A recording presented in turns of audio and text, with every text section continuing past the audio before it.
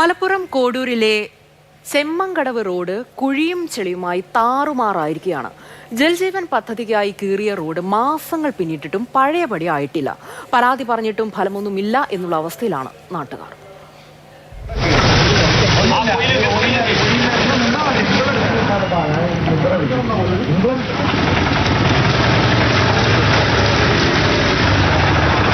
Kodur Chemmankadavu Cholakkal road, പക്ഷെ ഒരു റോഡെന്ന് പോലും പറയരുതേ എന്നാണ് നാട്ടുകാർ പറയുന്നത്. കാരണം ഇവിടെ എത്തുന്നവരൊക്കെ ഒന്ന് ശപിച്ചേ കടന്നു പോകുകയുള്ളൂ. ജലജീവൻ പദ്ധതിയുമായി ബന്ധപ്പെട്ട് ഇത്തരത്തിൽ നിർമ്മാണ പ്രവൃത്തികൾ നടക്കുന്നതുമായി ബന്ധപ്പെട്ടാണ് ഈ റോഡിന്റെ അവസ്ഥ ഇങ്ങനെയാകുന്നത്.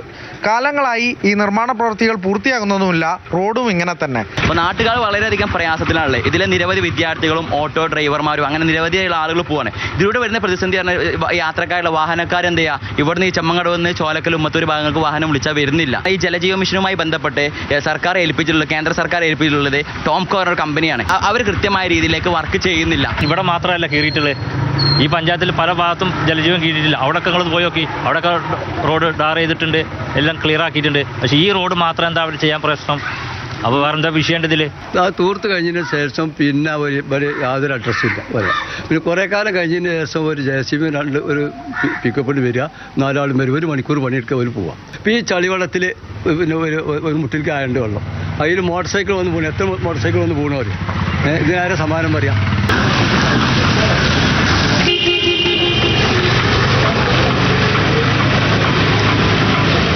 റോഡിന്റെ കഷ്ടപ്പാട് നിങ്ങൾ കണ്ടില്ലേ, ബുദ്ധിമുട്ടാണ്.